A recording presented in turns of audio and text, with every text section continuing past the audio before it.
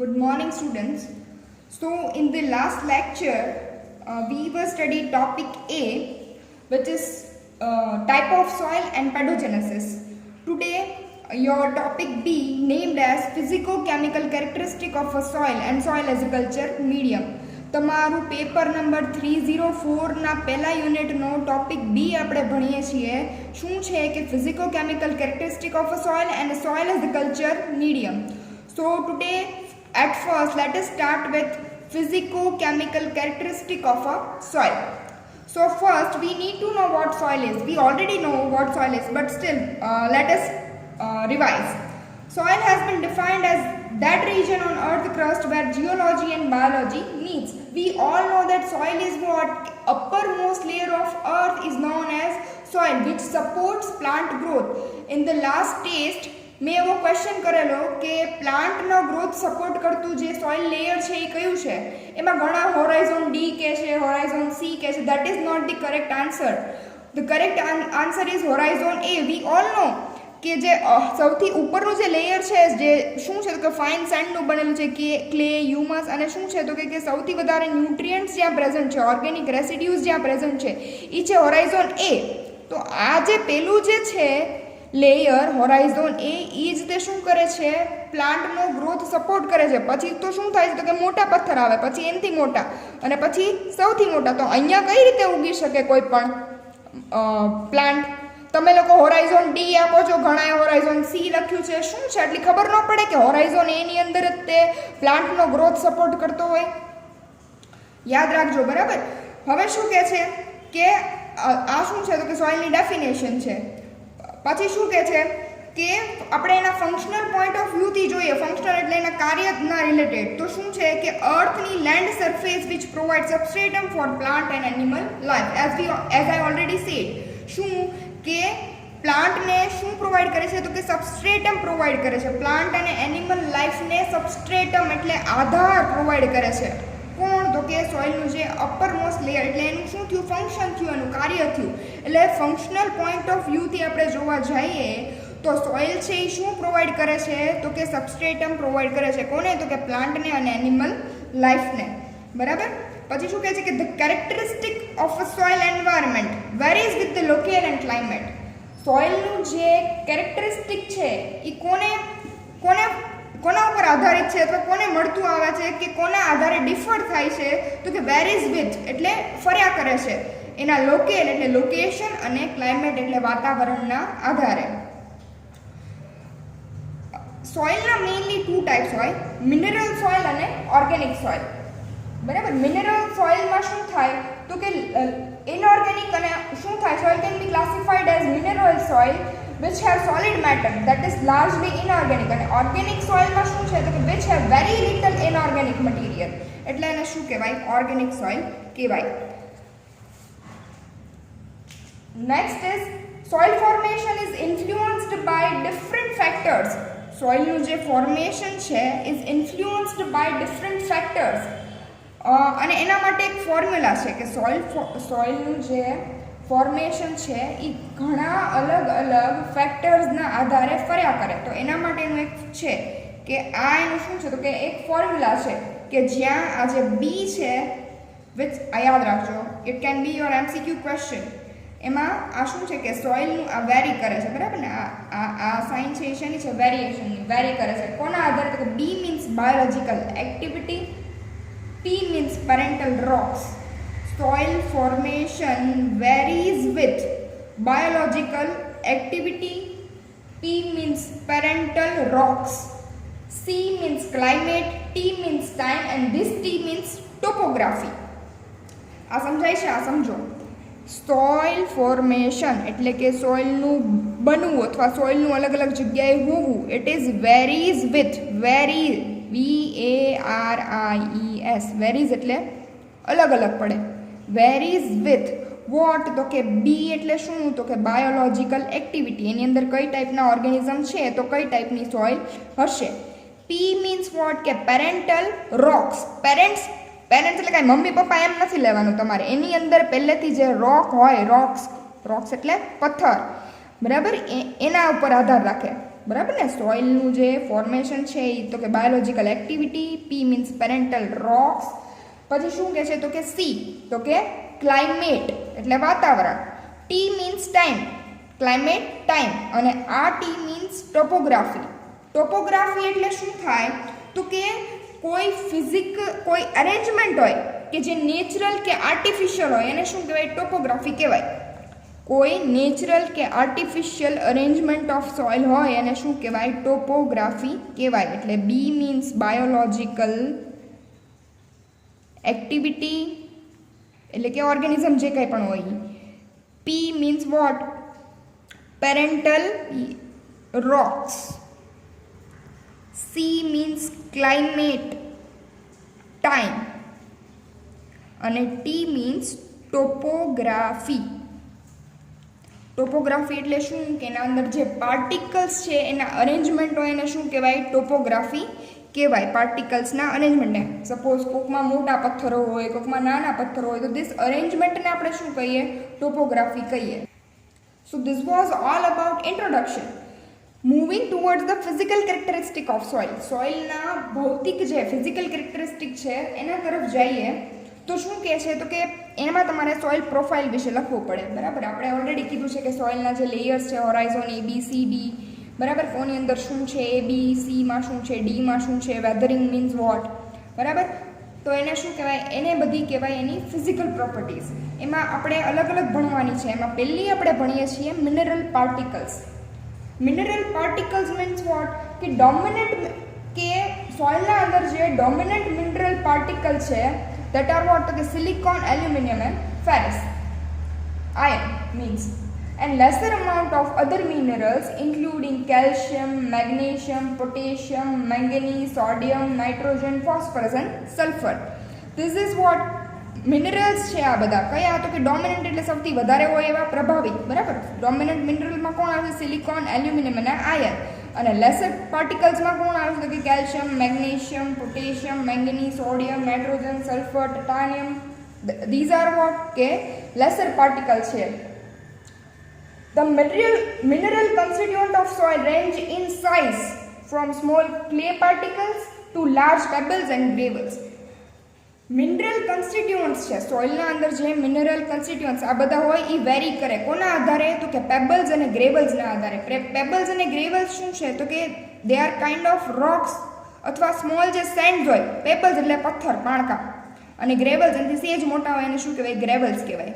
એટલે પેબલ્સ છે, ગ્રેવલ્સ છે, સ્લિટ છે, ક્લે છે, હ્યુમસ છે, આ બધું શું છે તો કે એ સોઇલના એના જે પાર્ટિકલ્સ હોય એના સાઇઝના આધારે અલગ અલગ નામ આપેલા છે.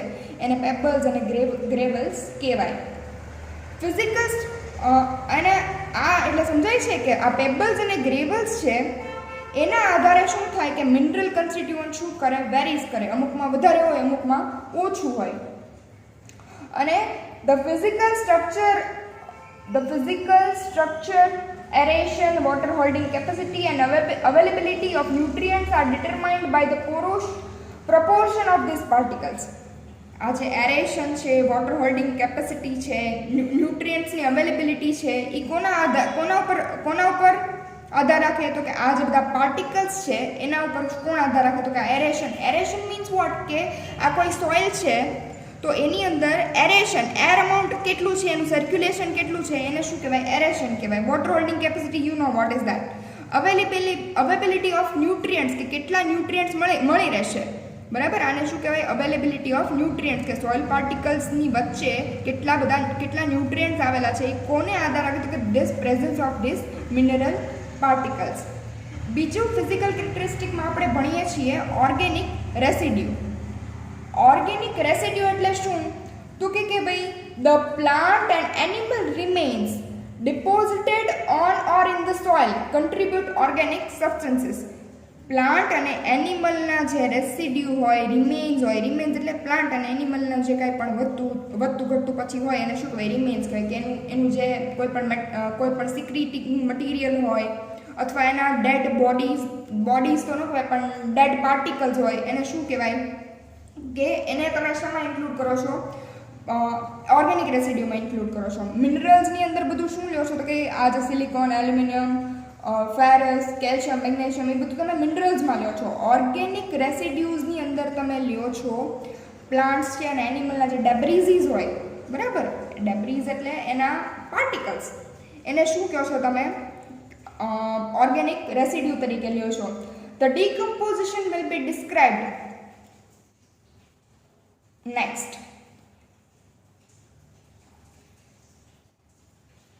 હવે શું કહે છે કે આ બધાનું જે ડીકમ્પોઝિશન થાય, પ્લાન્ટ્સ અને એનિમલનું ડીકમ્પોઝિશન થાય, એને આપણે શું કહીએ છીએ? તો કે હ્યુમસ કહીએ છીએ. પ્લાન્ટ અને એનિમલનું આ જે ડેબ્રીઝીસ છે, જે ઓર્ગેનિક રેસિડ્યુ બનાવે છે, એનું ડીકમ્પોઝિશન છે એ આપણે નેક્સ્ટ ભણવાના છીએ, લેટર આપણે ભણશું પછી. પણ અત્યારે જોઈએ કે આનું જે ડીકમ્પોઝિશન થાય, ડીકમ્પોઝિશન તૂટવું, બરાબર, એને આપણે શું કહીએ છીએ? એનું ડીકમ્પોઝિશન થાય અને જે કાંઈ પણ આપણને મટીરિયલ મળે એને આપણે કહીએ હ્યુમસ. હ્યુમસ શું છે? તો કે અ ડાર્ક કલર્ડ એમોરફ સબસ્ટન્સીસ. શું છે હ્યુમસ? તો કે a dark coloured amorphous substances which composed of residual organic matter. એટલે શું કહે છે કે microbial population, both dead and living cells, is of such magnitude that it contributes significantly to the organic matter of soil. એનો મતલબ શું થાય કે આપણે પહેલાં તો આપણે શું ઓર્ગેનિક રેસિડ્યુની અંદર કોને લઈએ છીએ? તો કે ભાઈ આપણે પ્લાન્ટ અને એનિમલના જે ડેડ અને ડિકેઇંગ મટીરિયલ છે, ઓર્ગેનિઝમના ડેડ અને ડિકેઇંગ મટીરિયલ છે એને આપણે શેમાં લઈએ છીએ? તો કે ઓર્ગેનિક રેસિડ્યુમાં લઈએ છીએ. પણ this sentence wants to say, આ સેન્ટેન્સ એવું કહેવા માગે છે કે માઇક્રોબની જે કંઈ પણ પોપ્યુલેશન છે, માઇક્રોબિયલ પોપ્યુલેશન કોણ? તો કે ડેડ અને લિવિંગ, જીવતી અને મરી ગયેલી જે કંઈ પણ માઇક્રોબિયલની પોપ્યુલેશન છે એ જ એટલા મેગ્નિટ્યુડમાં, એટલે એટલા હાઈ અમાઉન્ટમાં છે that it contribute significantly to the organic matter of soil.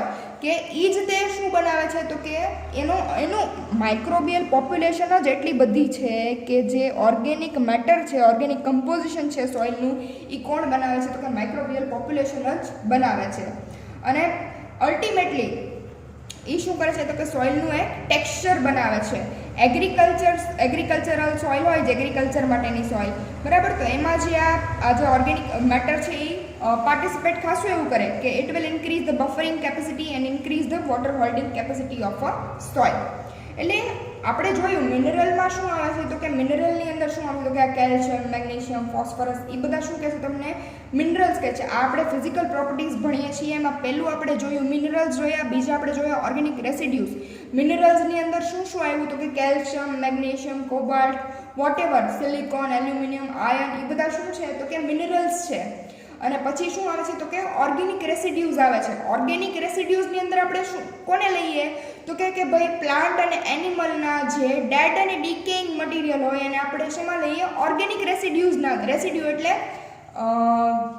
કણો કાઇન્ડ ઓફ થિંગ, બરાબર, તત્વો, એવો તમે કહી શકો. તત્વો તો ન કહેવાય, પણ ઓર્ગેનિક રેસિડ્યુ એટલે કણો રાખો ને અત્યારે. અને શું કહે છે કે ઓર્ગેનિક રેસિડ્યુની અંદર તમે કોને લ્યો છો? તો કે ભાઈ પ્લાન્ટ અને એનિમલના ડીકેઇંગ મટીરિયલને લ્યો છો. પ્લસ ધીસ સેન્ટેન્સ શું કહેવા માગે છે કે એની અંદર માઇક્રોબિયલ પોપ્યુલેશન જ એટલા હાઈ મેગ્નિટ્યુડમાં, એટલે વધારે છે. શું કામ? કે એ જ તે શું કરે છે? તો કે ભાઈ ઓર્ગેનિક રેસિડ્યુ, ઓર્ગેનિક મટીરિયલ બનાવે છે. કોનું? સોઇલનું.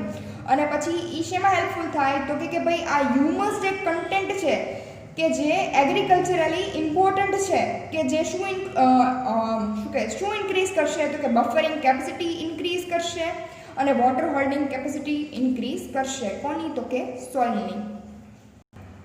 હવે જે નેક્સ્ટ છે, ત્રીજી જે ફિઝિકલ પ્રોપર્ટી છે એ શું છે? તો કે વોટર.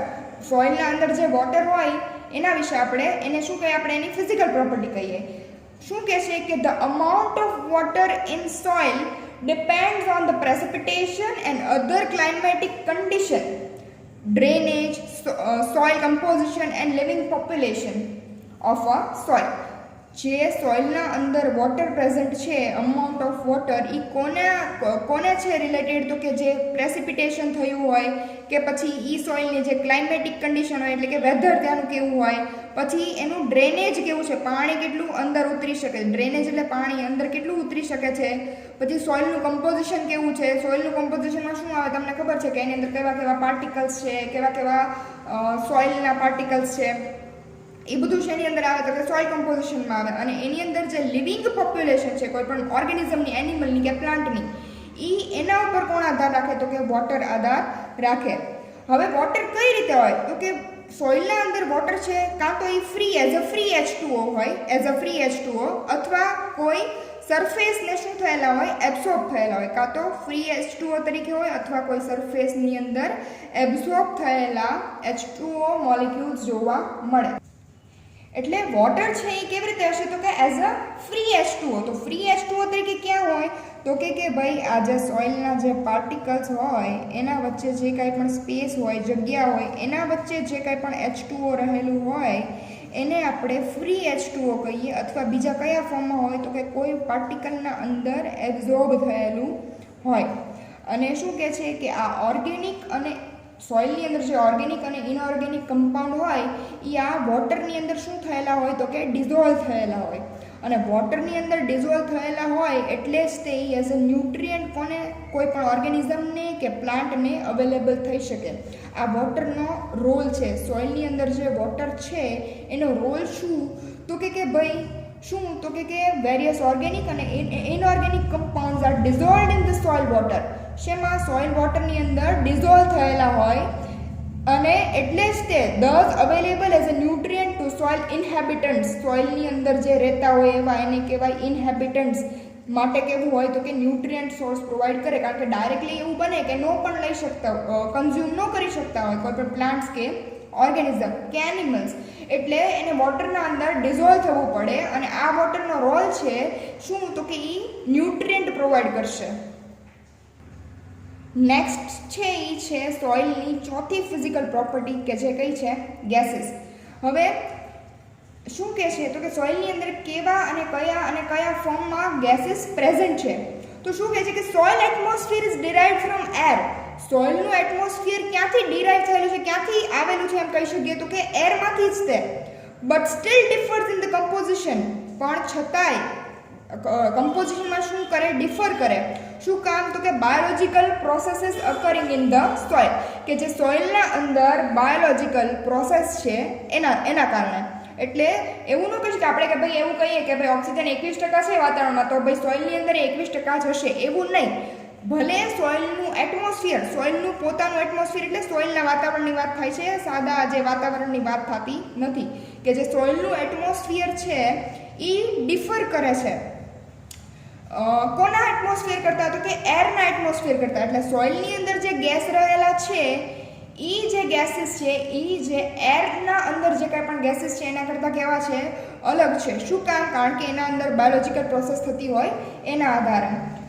શું કહે છે કે the gaseous ફેઝિસ of soil consist mainly of carbon dioxide, oxygen અને નાઇટ્રોજન. શું હોય એની અંદર તો કે મેઇનલી ગેસિયસ કન્ટેન્ટ કયા છે તો કે કાર્બન ડાયોક્સાઇડ, ઓક્સિજન અને nitrogen, which are present in where, ક્યાં હોય છે આ કે spaces between the soil particle.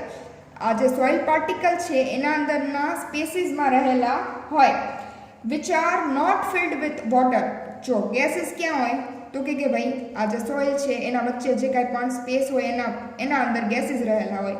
પણ કેવી સ્પેસીસ કે જ્યાં વોટર હોય નહીં, ત્યાં કોણ રહેલા હોય તો કે આવા બધા ગેસીસ હોય. સમજાય છે કે ભાઈ આ સોઇલ પાર્ટિકલ છે, એના વચ્ચે આ જગ્યા છે, બરાબર, તો અહીંયા ગેસ છે. પણ અહીંયા જગ્યા છે અને અહીંયા પાણી છે, તો અહીંયા ગેસ નથી. સ્મોલ, અને શું કહે છે કે સ્મોલ અમાઉન્ટ ઓફ ગેસ છે સૌથી વધારે એમાં કયો તો કે CO2. એ શું હોય તો કે વોટરની અંદર ડિઝોલ્વ થયેલા પણ જોવા મળે. સો વી કેન સે, એટલે અલ્ટિમેટલી આપણે શું કહી શકીએ કે ભાઈ ઓક્સિજન છે, કાર્બન ડાયોક્સાઇડ છે, એનું અમુક અમાઉન્ટ છે એ શું છે તો કે ભાઈ સોઇલમાં જે વોટર રહેલું છે એની અંદર ડિઝોલ્વ થયેલું હોય. એટલે આપણે અલ્ટિમેટલી એવું કહી શકીએ કે ભાઈ so we can say that amount of gases in the soil is somewhat related to the soil moisture. કે સોઇલની અંદર જે મોઇસ્ચર કન્ટેન્ટ છે એટલે કે વોટરી કન્ટેન્ટ એના ગેસ છે એના આધારે, એના ઉપર આધાર રાખે. સમજાય છે? તો આ આટલી જોઈ આપણે શું જોઈ તો કે ભાઈ ફિઝિકલ પ્રોપર્ટીઝ એની અંદર 4 આપણે જોઈ શું તો કે mineral particles, organic residue, water અને ગેસીસ. એનું જે ટેમ્પરેચર છે, pH છે, એ બધું કોને આધાર રાખે તો કે વેધરને આધાર રાખે. એને પણ આપણે શું કહીએ ફિઝિકલ કેરેક્ટરિસ્ટિક જ કહીએ. ટેમ્પરેચર, pH અને શું કહે છે આપણે ફિઝિકલ કેરેક્ટરિસ્ટિક જ કહીએ છીએ. એમાં આપણે શું જોયું તો કે mineral part, temperature, pH. Mineral પાર્ટિકલ્સમાં આપણે શું જોયું તો કે ભાઈ iron, cobalt, nickel, copper, ferrous, silicon એ બધા શું છે મિનરલ પાર્ટિકલ છે. ઓર્ગેનિક રેસિડ્યુમાં શું આવે તો કે માઇક્રોબિયલ પોપ્યુલેશન આવે, પ્લાન્ટ અને એનિમલના ડેબ્રિઝીસ આવે, એને શું કહીએ આપણે ઓર્ગેનિક રેસિડ્યુ કહીએ. પછી શું જોયું આપણે તો કે વોટર જોયું. શું છે વોટર તો કે ભાઈ વોટર છે એ કોને વચ્ચે તો કે ભાઈ પાર્ટિકલ્સ હશે, સોઇલ પાર્ટિકલ્સ એના અંદર એના વચ્ચે જે જગ્યા હશે ત્યાં પ્રેઝન્ટ હશે, બરાબર. અને એ શું કરશે તો કે ન્યુટ્રિયન્ટ એની અંદર ડિઝોલ્વ થયેલા હશે એટલે એ ન્યુટ્રિયન્ટ સોર્સ પણ પ્રોવાઈડ કરશે. અને છેલ્લે આપણે જોયા ગેસીસ, બરાબર, કે ગેસીસ છે એમાં CO2, O2 અને નાઇટ્રોજન એ બધા શું હોય છે તો કે એમાં મોસ્ટલી કાર્બન ડાયોક્સાઇડ અને ઓક્સિજન છે એ શું છે તો કે ડિઝોલ્વ થયેલા ગેસીસ હોય કોમાં તો કે વોટરમાં. એટલે જે મોઇસ્ચર કન્ટેન્ટ છે એ મોઇસ્ચર કન્ટેન્ટ છે એ directly proportional to the gaseous content. આમ તો ડાયરેક્ટલી નહીં પણ સમવોટ પ્રોપોર્શનલ. બધા CO2 ને O2 ડિઝોલ્વ થયેલા ન પણ હોય, બરાબર છે. હવે આપણે જોઈએ છે એની કેમિકલ પ્રોપર્ટીઝ કે જે ઓલરેડી તમે પહેલેથી ભણીને આવ્યા છો, બરાબર, કે જે કોઈ પણ એલિમેન્ટ્સ છે, તત્વો છે એને આપણે શેમાં લઈએ છીએ કેમિકલ પ્રોપર્ટીઝમાં લઈએ છીએ, બરાબર. તો એમાં હવે મેજર એલિમેન્ટ્સ અને માઇનર એલિમેન્ટ્સ. તો મેજર એલિમેન્ટ એટલે શું તો કે એમાં આપણે લઈએ છીએ મેક્રોન્યુટ્રિયન્ટ કે જેની શું છે મોર નેસેસિટી એટલે એની જરૂરિયાત કેવી હોય વધારે હોય. તો તમને આપણે ભણી ગયા છે CHOPKNS, CHOPKNS, CHOPKNS. Carbon, hydrogen, oxygen, phosphorus, potassium, nitrogen અને સલ્ફર આ શું છે તો કે ભાઈ મેક્રોન્યુટ્રિયન્ટ છે કે જેની કોઈ પણ પ્લાન્ટ, એનિમલ કે ઓર્ગેનિઝમને શું હોય તો કે વધારે જરૂરિયાત હોય, મોર નેસેસિટી. આને આપણે શું કહીએ મેક્રોન્યુટ્રિયન્ટ્સ કહીએ. ગુરુ તત્વો અને લઘુ તત્વો તમે ભણીને આવ્યા, બરાબર ને. મેક્રો મીન્સ ગુરુ, માઇક્રો મીન્સ લઘુ, બરાબર. તો મેક્રોન્યુટ્રિયન્ટ્સ જે છે કે જેની નેસેસિટી કેવી છે વધારે છે એને કહેવાય મેજર એલિમેન્ટ કે જેની અંદર આવે ચોપકન્સ. પછી છે માઇનર એલિમેન્ટ્સ એટલે કે કેવા એલિમેન્ટ્સ તો કે આપણે એને કહીએ માઇક્રોન્યુટ્રિયન્ટ્સ અથવા ટ્રેસ એલિમેન્ટ. ટ્રેસ એટલે ઓછા અમાઉન્ટમાં જે કાંઈ પણ પ્રેઝન્ટ હોય એને આપણે કહીએ માઇનર એલિમેન્ટ કહીએ કે જેની નેસેસિટી પણ કેવી છે ઓછી છે કે જેની અંદર આવે iron, manganese, cobalt, boron, copper, zinc, chlorine, nickel અને સલ્ફર, બરાબર. આવા બધા જે એટસેટ્રા, બરાબર, આવા બધા હોય એને શું કહેવાય ટ્રેસ એલિમેન્ટ કહેવાય અથવા માઇનર એલિમેન્ટ કહેવાય. એટલે this is about chemical properties. હવે આવે છે એક કોલોઇડલ સોઇલ. કોલોઇડલ સોઇલ એટલે શું કે એની અંદર શું હોય તો કે ભાઈ જે સ્મોલેસ્ટ પાર્ટિકલ છે, હ્યુમસ છે, ક્લે છે, એને આપણે કહીએ કોલોઇડલ સોઇલ. કોલોઇડલ મીન્સ કલીલ, તમને ખબર છે, બરાબર.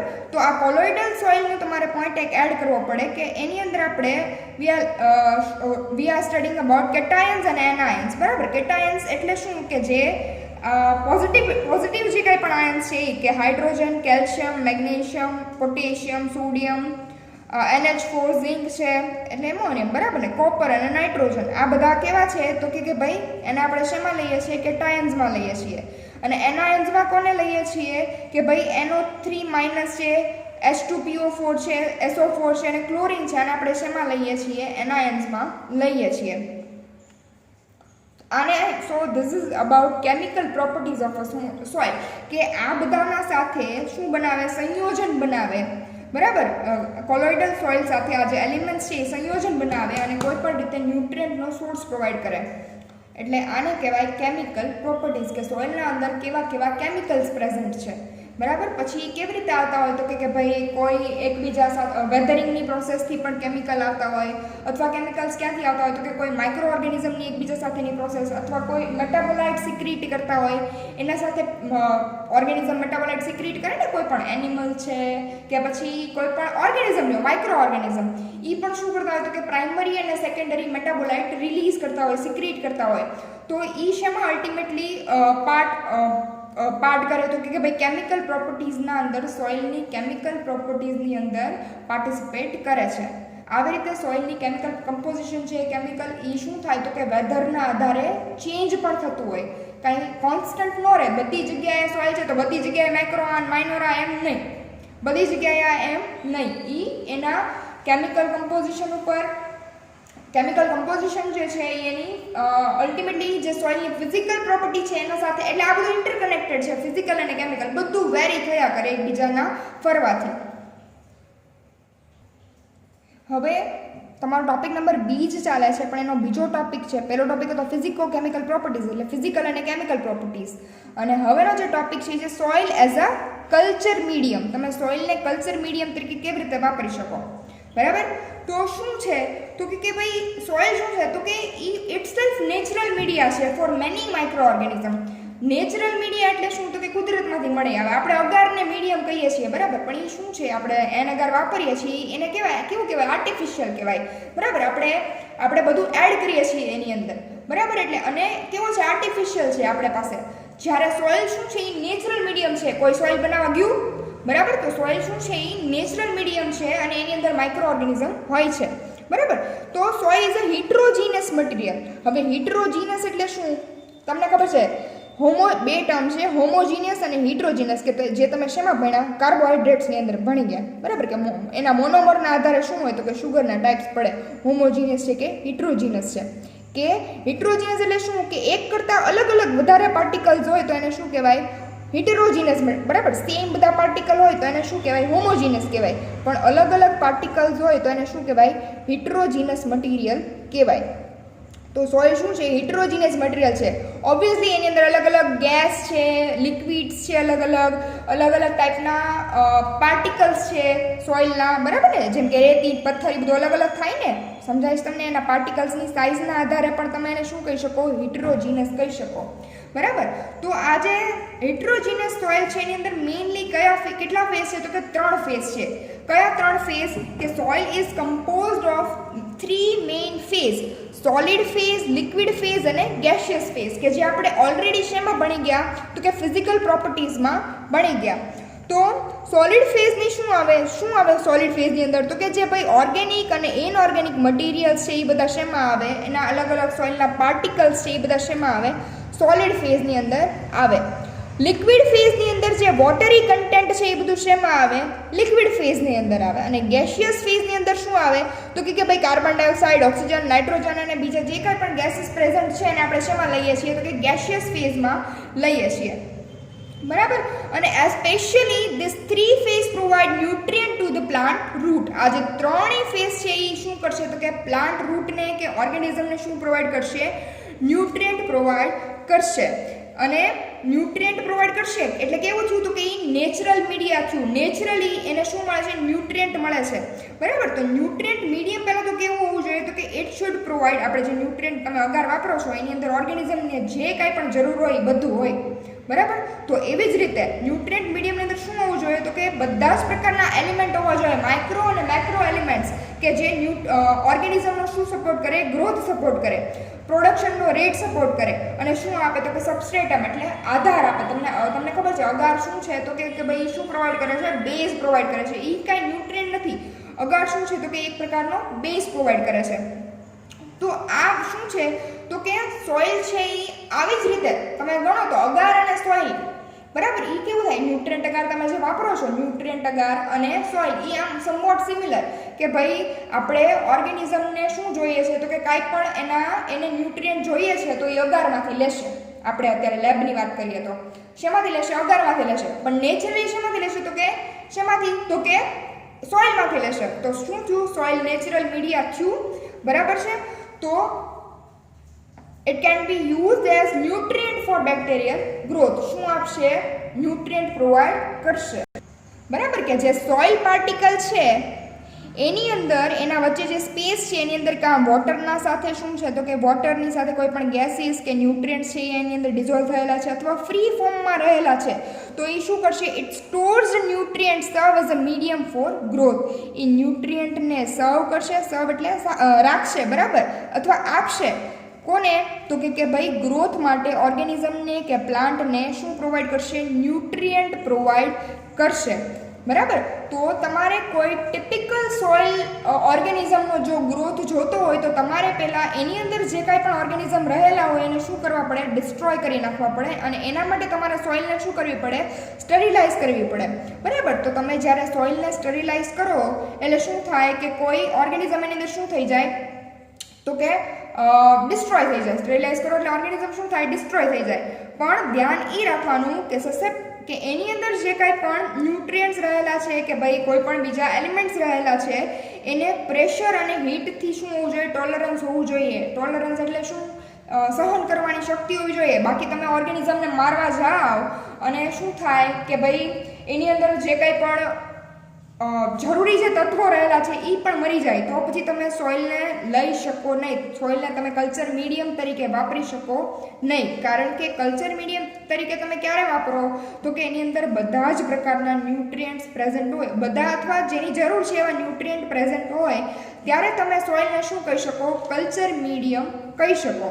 બરાબર. પણ જો તમે એને ઓટોક્લેવ કરો છો તો એની અંદરના જે કાંઈ પણ ન્યુટ્રિયન્ટ્સ છે કે કોઈ પણ એલિમેન્ટ્સ છે એ શું થઈ જાય, એનું એ ડિસ્ટ્રોય થઈ જાય તો પછી એ સોઇલને તમે કલ્ચર મીડિયમ તરીકે યુઝ કરી શકો નહીં. એટલે તમારે પહેલાં તો એ ખાસ ચેક કરવાનું કે તમારે જે કાંઈ પણ ન્યુટ્રિયન્ટની જરૂર છે એ લોકો હીટ અને પ્રેશરને ટોલરેટ કરી શકે છે. અને એના માટેનો જે કાંઈ પણ બેસ્ટ અગાર મળે છે એ કહે છે સોઇલ એક્સ્ટ્રેક્ટ અગાર. આ નવું છે. શું છે તમારા માટે કે એક અગાર આવે છે સોઇલ એક્સ્ટ્રેક્ટ અગાર, કે એની અંદર શું હોય, સોઇલના બધા એક્સ્ટ્રેક્ટ એટલે નેચરલી તમને પ્રોવાઈડ કરે. સમજાય છે? તો આ શું થયું તો કે soil as a culture medium. તમને ખબર હોય તો મેં તમને વાત કરી હતી લેક્ચરમાં કે તમે ફંજાઈના જે સ્પોર્સ હોય એ તમે ડાયરેક્ટલી સોઇલની અંદર શું કરી શકો તો કે ભાઈ સોઇલની અંદર તમે કલ્ચર કરી શકો. પછી કોઈ ઓર્ગેનિઝમ હોય તો એને તે શું કરવાના, સોઇલની અંદર રાખવાના. અત્યારે તમને ખબર છે ને કે આપણે શું કરતા હોય કે અગાર બનાવી અને ફ્રીઝમાં સ્ટોર કરતા હોય, તમને ખ્યાલ હોય તો. બરાબર ને. 15 દિવસે એને ટ્રાન્સફર આપવાનું અને રિવાઈવ કરવાના. બરાબર. એની બદલે તમે સીધા અમુક ઓર્ગેનિઝમને સીધા સોઇલની અંદર પણ નાખી શકો અને તમારે જ્યારે જરૂર હોય ત્યારે અગારની અંદર એ સોઇલને શું કરી દેવાની, સ્પ્રિંકલ કરી દેવાની. એટલે સોઇલ તમારું શું કોને સાચવે તો કે તમારા ઓર્ગેનિઝમને સાચવે. તો આવી રીતે સોઇલ છે એ as a culture medium use થાય. બરાબર. તો આ હતો તમારો ટોપિક બી કે જેની અંદર આપણે શું ભણ્યા તો કે ભાઈ ફિઝિકો કેમિકલ પ્રોપર્ટીઝ ભણ્યા અને બીજું શું જોયું, soil as a culture medium, કે તમે સોઇલને કલ્ચર મીડિયમ તરીકે કેવી રીતે વાપરી શકો. બરાબર છે. તો આ વાત થઈ તમારા ટોપિક બીની. હવે જોઈએ નેક્સ્ટ લેક્ચરમાં. Thank you.